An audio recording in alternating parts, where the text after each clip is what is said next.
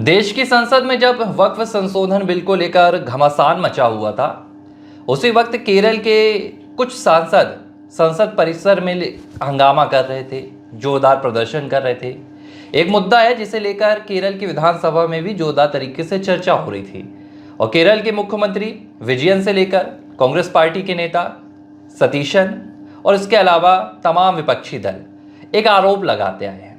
यह आरोप लग रहा था हिंदूवादी संगठनों पर, यह आरोप लग रहा था राष्ट्रीय स्वयंसेवक संघ पर और भारतीय जनता पार्टी पर, जिसमें कहा गया कि हिंदूवादी संगठनों ने एक ईसाई धर्मगुरु के साथ मारपीट की।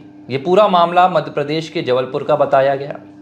इस मामले को लेकर मध्य प्रदेश में भी गूंज है, मध्य प्रदेश में भी इस मामले को लेकर सियासत गरमाई हुई है और आरोप प्रत्यारोप के इस पूरे दौर में इस मामले की जो हकीकत है वो कहीं ना कहीं दबती जा रही है।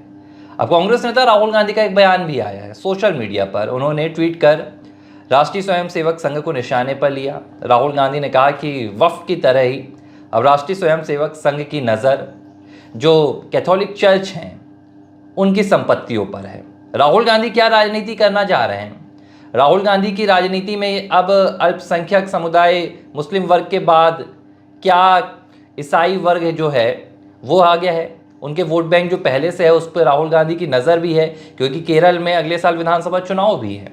और जिस लिहाज से वक्फ पर केरल के बिशप्स संगठनों ने जिस लिहाज से भारतीय जनता पार्टी का समर्थन किया, उससे कांग्रेस की चिंता भी बढ़ गई है। लेकिन हम फिर उस मसले पर बात करेंगे जो मध्य प्रदेश के जबलपुर में हुआ और जो एक तस्वीर जबलपुर से बाहर दिखाई जा रही है, एक तस्वीर जो केरल में दिखाई जा रही है, एक तस्वीर जो लोकसभा के बाहर दिखाई गई है, वो कितनी सच है विवेक जी? देखिए, आपने जो मुद्दा उठाया है इस मुद्दे को अब व्यापक रूप दिया जा रहा है, क्योंकि केरल के साथ साथ संसद में भी ये बातें उठी कि एक ईसाई धर्मगुरु फादर डेविस जॉर्ज हैं, उन पर हमला किया गया। ये घटना क्या बीते सप्ताह की बताई जा रही। बीते सप्ताह हुआ क्या था कि जबलपुर के रांझी इलाके में मंडला से एक बस को हिंदूवादी संगठनों ने पकड़ा था। उसमें 50 से अधिक आदिवासी थे, जिसमें कि महिलाएं थी और पुरुष भी थी। हिंदूवादी संगठन का आरोप था कि पहले जो भंवरताल के पास एक चर्च है वहाँ पर इनको ले जाया गया था और इनका धर्मांतरण कराया जा रहा था। जैसे हिंदूवादी संगठनों वहाँ पर पहुँचे और बस का पीछा शुरू किया तो वहाँ भंवरताल में तो ये लोग नहीं उतरे। उसके बाद ये आगे पहुँचे रांझी के आगे, तो रांझी के आगे हिंदूवादी संगठनों ने इस बस को रोका और रोकने के बाद रांझी थाने लेके गए और जिसमें काफ़ी हंगामा हुआ। हिंदूवादी संगठनों का ये आरोप था कि तमाम आदिवासियों का धर्मांतरण करने के लिए लाया गया है। जांच अभी इसकी जारी है। उसी बीच कहा जा रहा है कि जो ईसाई धर्मगुरु हैं फादर डेविस जॉर्ज वहां पर पहुंचे और इस दौरान उनके साथ धक्का मुक्की की गई।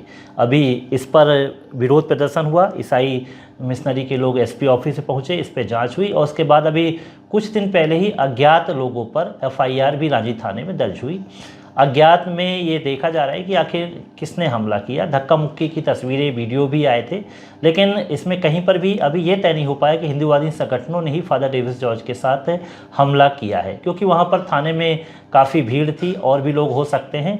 लेकिन यहाँ पर जो मिशनरी संगठन के लोग हैं उन्होंने आरोप लगाए हैं कि हिंदूवादी संगठनों ने ही पूरी तरह से हमला यहाँ पर किया। हकीकत ये है कि जो बस लेकर आई गई थी, खासकर हमारे यहाँ जो मध्य प्रदेश का मंडला इलाका है, डिंडौरी इलाका है, आदिवासी बाहुल्य है और वहाँ पर ये धर्मांतरण की खबरें बहुत ज़्यादा निकल कर सामने आती है। तो ये आरएसएस की जो विंग है यहाँ पर काफ़ी रोकथाम करती है कि आदिवासी ईसाई न बन पाए। इसके लगातार वहाँ पर धर्मांतर वनवासी आश्रम वगैरह हैं, वहाँ पर काम कर रहे संगठन हैं। आरएसएस का काम कर चालू रहता है यहाँ पर, तो वो भी इसी दायित्व पे काम कर रहे थे। लेकिन अब इसको बृहद रूप दिया जाने लगा है। अभी इसी बीच में एक अखिलेश मेवन हैं जो कि जॉय सीनियर सेकेंडरी स्कूल के संचालक हैं। जब फादर डेविस जॉर्ज पर उन्होंने खबरें सुनी कि हमला कर दिया हिंदूवादी संगठनों ने, तो उन्होंने भी एक स्टेटस लगाया और भगवान श्री राम पर अभद्र टिप्पणी कर दी, जिनको अभी केरल के कोची से गिरफ्तार करके ट्रांजिट रिमांड पर जबलपुर लाया गया है और उनको अदालत में पेश किया जाएगा। तो ये तमाम चीज़ें हैं, उन पर जांच चल रही है। लेकिन ये जो मसला सिर्फ एक ज़िले का नहीं था कि जबलपुर में है। अभी जो अपन ने चर्चा की कि मिशनरी संस्थाएं हैं और इनकी ज़मीनें हैं, ये तमाम चीज़ें पहली बार विवादों में नहीं आई हैं। जो कैथोलिक चर्च ऑफ इंडिया की हम बात कर रहे हैं, इसके अंतर्गत बहुत ज़्यादा संपत्तियां हैं इनके नहीं, करीब। अभी तो आंकड़ा जो निकल कर सामने आया है उसमें अगर गैर सरकारी संगठनों की बात की जा रही है तो इसीलिए तो ये मसला उठ के आया है।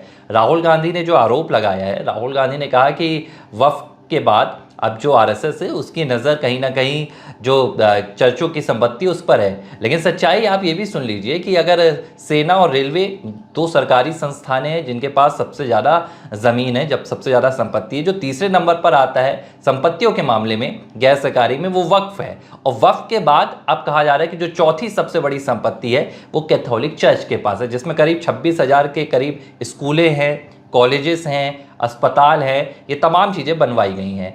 अब ये पूरा मसला केरल में भी उठाया गया, जिस मसले की हम बात कर रहे हैं जबलपुर के फादर डेविस जॉर्ज की। लेकिन जो दूसरी तस्वीर थी उस पर कोई चर्चा नहीं कर रहा है। संसद के बाहर खड़े होकर केरल के सांसदों ने यह विरोध प्रदर्शन किया कि ईसाई धर्मगुरु के साथ मारपीट की गई, उनके साथ बदसलूकी की गई, हिंदूवादी संगठनों ने की। राहुल गांधी जैसे सीनियर लीडर भी, जो विपक्ष के नेता, इस मुद्दे को तरजीह दे रहे हैं। केरल की विधानसभा में भी चर्चा हो रही है। लेकिन अगर इसी मुद्दे से जुड़े दूसरे मसले को हम देखें, दूसरे पहलू को देखें, तो अखिलेश मेवन पर चर्चा क्यों नहीं हो रही है? अखिलेश मेवन जो एक स्कूल के संचालक हैं, जो वहां पर इसलिए पहुंचे थे कि उनके धर्मगुरु के साथ कुछ वहां पर अभद्रता की उन्हें घटना की जानकारी लगी थी, जो कि अभी जांच के दायरे में है। भगवान श्री राम जो पूरे संपूर्ण विश्व में सनातनियों के सबसे बड़े आराध्य हैं, उनके खिलाफ इस तरह की अभद्र टिप्पणी होती है, इस पर ना तो कोई ईसाई संगठन उनकी भर्त्सना करता है, इस पर ना तो कोई राजनेता अखिलेश मेवन का खड़े होकर कहता है कि नहीं उन्होंने गलत किया है। संसद के बाहर ना तो किसी ने आवाज उठाई, ना संसद के भीतर उठाई। और वो मिलते कहां पर हैं जाके आपको? केरल में। और फिर केरल में ये पूरा विरोध प्रदर्शन की तैयारी की गई। केरल के सांसद सदन में इस मुद्दे को उठाते हैं। तो ये मुद्दा क्या है? आप एक तरफ किसी के धर्म के जो सबसे बड़े आराध्य हैं, सनातन धर्म के जो सबसे बड़े आराध्य हैं, उनका अपमान करते हैं, आप उनके खिलाफ जहर उगलते हैं, आप नफरती भाषा बोलते हैं, आप दुनिया भर में उन्हीं के अनुयायियों का दिल दुखाते हैं। और दूसरी तरफ आप आरोप किस पे लगा रहे हैं? आप हिंदूवादी संगठनों पे लगा रहे हैं। क्या जो मारपीट की घटना सामने आई है, जो वहाँ धक्का मुक्की हुई या जो भी हुआ, वो अभी जांच के दायरे में है। उसे लेकर संसद में इस तरह का प्रदर्शन करना, ये किस तरह की राजनीति है? और फिर जब बात निकल कर आ रही है कि 50 आदिवासी एक बस में भरकर लाए जा रहे थे, तो आखिर क्या हो रहा था वहां पर? देखिए, हो क्या रहा है कि ये जो अखिलेश मेवन की हम चर्चा व्यापक इसलिए हो गई, केरल से कनेक्शन मिला और मिशनरी जो संस्थाओं से इनको सहयोग मिलता था। बात यह है कि अगर आपने स्कूल संचालन करने के लिए आपको ज़मीन मिली है, आपने शासन से ज़मीन ली है, तो उसमें आप निजी अपना मकान बना के रईसी जैसी पूरी ज़िंदगी आप वहाँ पर व्यतीत करते हैं, जो कि यहाँ के जो संगठन के लोगों ने, हिंदूवादी संगठनों ने भी तमाम प्रेस कॉन्फ्रेंस में हवाला दिया है कि गलत तरीके से ज़मीन आवंटित की गई है और जो कार्रवाई होना चाहिए, तमाम चीज़ें निकल गई। ये पहली बार नहीं हुआ है। स्मोकिंग करते हुए लाइव क्लासेस में भी अखिलेश मेवन सामने निकल कर आए थे कि बच्चे की ऑनलाइन क्लास ले रहे हैं और स्मोकिंग, ऐसा वीडियो भी आया था, तब भी विरोध प्रदर्शन हुआ था। लेकिन इन पर कार्रवाई कहीं न कहीं नहीं हो पा रही थी। लेकिन पिछले दिनों यहाँ के जबलपुर कलेक्टर सक्सेना जी हैं, उन्होंने भी कार्रवाई की थी और स्कूलें जो यहाँ वो फर्जी जो वो बनाए कि किताबें बेच रहे थे, पेरेंट्स को दे रहे थे, उस पर प्राइवेट मनमानियों के खिलाफ उन्होंने कार्रवाई की थी। और अखिलेश मेवन जेल की हवा खाकर आए थे, लेकिन वो अपनी आदत नहीं छोड़ रहे थे, तो ये कार्रवाई हुई। तो ये केरल पे छुपना, केरल पे पनाह लेना, कहीं ना कहीं पूरी तमाम चीज़ें निकल कर सामने आती है। मैं तो बता रहा हूँ कि पूरे मध्य प्रदेश में कैथोलिक चर्च ऑफ इंडिया की जो ज़मीनें हैं, आपस में ही यहाँ पर विद्रोह है, आपस में ही जो ईसाई मिशनरी के संगठन है विवाद होता है। एक कोई याचिका लगाई जाती है ईसाई मिशनरी की तरफ से, तो कैथोलिक चर्च ऑफ इंडिया के खिलाफ लगाई जाती है। ऐसी संपत्तियों के विवाद होता क्या है कि ये जो ईसाई मिशनरियों की ईस्ट इंडिया जो कंपनी थी, उस समय धर्मार्थ के तौर पर, शिक्षा के तौर पर इनको ज़मीनें मिली थी कि भाई आप ज़मीन लीजिए और स्कूलें खोलिए, तो इन्हें खोली स्कूलें। लेकिन उसके बाद उसका व्यावसायिक उपयोग होने लगा। उस समय जैसे अभी वक्फ बोर्ड 1900 की बात है, उस 14 के आसपास की बात है, ये वक्फ बोर्ड की कार्रवाई शुरू हो गई थी। वैसे उसी समय ईस्ट इंडिया कंपनी की हुई थी, मिशनरियों को ज़मीन मिलना शुरू हुई थी। तो इसका ये व्यावसायिक उपयोग करने लगे, जबकि इनको स्कूल के लिए था, चर्च के लिए था, धार्मिक कल्याण के लिए था। इस पे तो लोग ध्यान ही नहीं दे रहे थे। तो अब ऐसा हुआ कि ऐसे में कई याचिकाएं लगी, कई जांच भी हुई है और जबलपुर में तो इस तरह से कई मामले निकल कर सामने सामने आए। वो डिटेल पे हम जाएंगे तो एक लोकल मामला हो जाएगा, मसला हो जाएगा, लेकिन ये केसेस चल रहे हैं। कई लोगों को जेल की हवा भी यहाँ पर खानी पड़ी मिशनरी समाज के लोगों को, क्योंकि ये आपस में ही जिनके कल्याण के लिए दिया गया था उसका उपयोग न करके निजी उपयोग ले रहे थे। तो ऐसी तमाम चीज़ें निकल कर सामने आई थी। तो मैं बोल रहा था कि बृहद जो है, अब आप ये बताइए कि हम लोग कंपेयर आरएसएस की कमियां दिखाने लगते हैं कि आरएसएस को ज़मीनों की ज़रूरत है और आरएसएस की पूरी ये तरह से राहुल गांधी कहते हैं कि वो पूरी तरह से आरएसएस के तौर तरीके से काम आगे बढ़ा। क्या हकीकत ये है कि विद्या भारती जो संगठन है आरएसएस का, वो तो खुद ही 17,000 से ज़्यादा स्कूलों का संचालित कर रहा है। उसमें हिंदू मुस्लिम सिख ईसाई नहीं देखता है, वो तो सबको पढ़ा रहा है और बहुत ही कम फीसों में पढ़ाया जा रहा है। तो हम तो स्वयं इस काम में ये मान लीजिए कि लगे हुए हैं, आरएसएस के संगठन के लोग स्वयं इस काम में लगे हुए हैं कि अच्छी शिक्षा दी जाए। और धर्मांतरण के खिलाफ अगर आदिवासी लोग हैं और उनको मिशनरी कन्वर्ट कर रहे हैं, कुछ लालच पे दे रहे हैं, तो उस पर रोकथाम करना इनका काम है। तो हिंदूवादी संगठनों को जैसी सूचना मिली वो पहुंचे वहां पर, उन्होंने अपना काम किया। और जब बात जांच पे आ गई कि इसकी जांच चली रही, तो पूरे हिंदूवादी संगठन लौट के वापस आ गए। वापस आने के बाद जब ये टिप्पणी अखिलेश मेमन पे हुई तब वो आक्रोशित हैं और अभी विरोध प्रदर्शन हमारे जबलपुर में लगातार चल भी रहा है। अच्छा, एक बात यहाँ इस पूरे मामले पे जो मुझे भी बड़ी हैरान करने वाली लग रही है, मुझे भी बड़ी संदेहास्पद लग रही है कि 50 लोगों से, 50 आदिवासियों से, जिसमें हिंदू आदिवासी है, ये दूसरे धर्म के नहीं हैं, इनसे भरी बस मिलती है और वो चर्च का यहाँ पर ईसाई धार्मिक स्थलों का भ्रमण करने पहुंचे थे। जब उनसे बात की गई तो उनसे जवाब मिला कि हम अपने पैसे खर्च कर यहाँ आए हैं। ये घटना अपने आप में थोड़ा सा उन्हें ये भी बताया बताया कि हम ईसाई धर्म मानते हैं, मतलब ईसाई धर्म हमने अपना लिया है। ये जो 50 लोगों से जब पूछा गया तो आप, लेकिन उनके जब आधार कार्ड दे गए तो उसमें वही जो आदिवासी सरनेम होते हैं वही पाए गए। तो तब उसके लिए जांच कन्वर्ट करते हुए मंडला भेजा गया कि क्या इन्होंने कलेक्ट्रेट में, क्योंकि आप अगर धर्मांतरण विधिवत रूप से करते हैं तो कलेक्ट्रेट से आपको धर्मांतरण, धर्म बदलने के लिए भी आपको पूरा नोटिफिकेशन होता है, तमाम चीज़ें होती, कानून के दायरे में आप धर्मांतरण कर सकते हैं। ऐसे नहीं कि हवाई आप धर्मांतरण कर ले। तो जाँच इसमें जारी है। तो आपके कह देने से कि हम आदिवासी समाज के, ऐसा तो संभव है नहीं ना।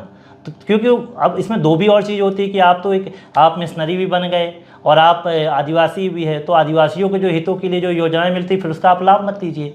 तो आप उनका लाभ भी ले रहे थे और आप मिशनरी भी बने हुए हो। तो ये सब ये ईसाई समाज में जो कन्वर्ट करने की जो कोशिश आदिवासी संगठनों को करते हैं वो लंबे समय से चली आ रही है। ये बहुत बड़ा मुद्दा है। चाहे वो छत्तीसगढ़ की अगर बात हो, हमारे डिंडौरी, मंडला, अनूपपुर, शहडोल, जहाँ भी आदिवासी बहुल है, ये निशाने पे रहते हैं आदिवासी संगठन के और लगातार ये इस तरह से कन्वर्ट करने की कोशिश की जाती है। तो और हिंदूवादी संगठन का काम ये रहता है कि रोकने की पूरी कोशिश की जाती है, क्योंकि इनको लालच देकर बहलाया फुलाया जाता है। और ये जो पैसा आता है वो कहीं ना कहीं बाहर विदेशों से आता है। कई बार ये तमाम चीज़ें निकल कर सामने आई है।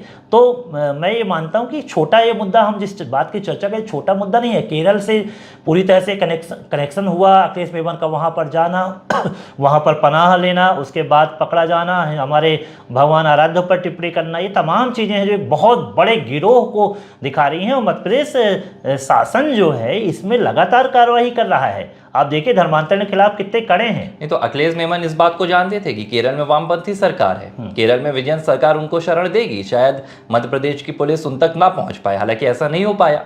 लेकिन आप देखिए कि अगर केरल के सांसद संसद के बाहर होकर प्रदर्शन करते हैं, कहते हैं कि हमारे ईसाई धर्म गुरु के साथ अभद्रता की गई है, लेकिन अखिलेश मेमन को शरण भी देते हैं जिसने भगवान राम के खिलाफ ऐसी आपत्तिजनक टिप्पणी की है। तो ये जो दोहरी राजनीतिक तस्वीर है इन तमाम सांसदों की, और उनको अब राहुल गांधी जैसे नेताओं का समर्थन भी मिल रहा है। जाहिर सी बात है, अगले साल केरल में विधानसभा चुनाव भी हैं और अभी हाल ही में भारतीय जनता पार्टी को जिस लिहाज से बिशप्स संगठनों ने समर्थन दिया था, राहुल गांधी समझ रहे हैं कि कहीं ये वोट बैंक भी हाथों से ना खिसक जाए, क्योंकि 18% वोट बैंक केरल में है। बहुत सारी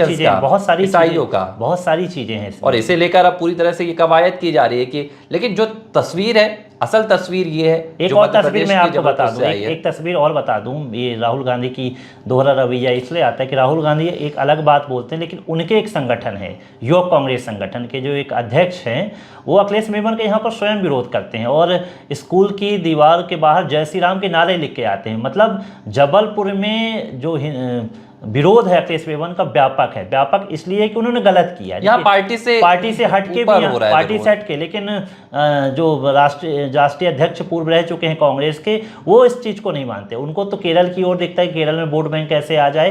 लेकिन जबलपुर के जो लोग हैं ये अपने भगवान राम को आराध्य मानते हैं, इसलिए कांग्रेस और बीजेपी दोनों संगठनों ने इसका तीखा विरोध किया। इससे अलग एक राजनीति की दिशा भी दिखती है। लेकिन जो केंद्र में जो बैठे हैं, कहना चाहिए कि आपके सेंट्रलाइज पूरा जो करते हैं, अपनी पार्टी को, कांग्रेस को देख रहे हैं, उनके यही सब निर्णय होते हैं, वो एक अलग दिशा लेकर जा रहे हैं और इस पर बिल्कुल चुप्पी उनकी बनी हुई है। तो इससे समझ में आता है कि बहुसंख्यक जो वर्ग है उसके लिए वो खड़े नहीं हुए हैं। अल्पसंख्यक वोट बैंक पर उनकी नज़र है, क्योंकि जहाँ जहाँ अल्पसंख्यक वोट बैंक है वहाँ सरकारें बनाई जाती हैं, उस पर ही राहुल गांधी का ध्यान रहता है। इस मसले पर मैंने इसलिए विवेक जी से बात की। विवेक जी खुद जबलपुर से होकर आते हैं, इस पूरे मसले पर उनकी अपनी निगाहें भी बनी हुई, उन्होंने इस मामले को करीब से देखा है। ऐसे में जो तस्वीर केरल में दिखाई जा रही है, जो तस्वीर दिल्ली में दिखाई जा रही है, असल तस्वीर कितनी यहाँ से अलग है वो आपने अभी ABC हिंदी पॉडकास्ट में सुनी। ABC हिंदी न्यूज़, आज ही जुड़िए हर खबर के साथ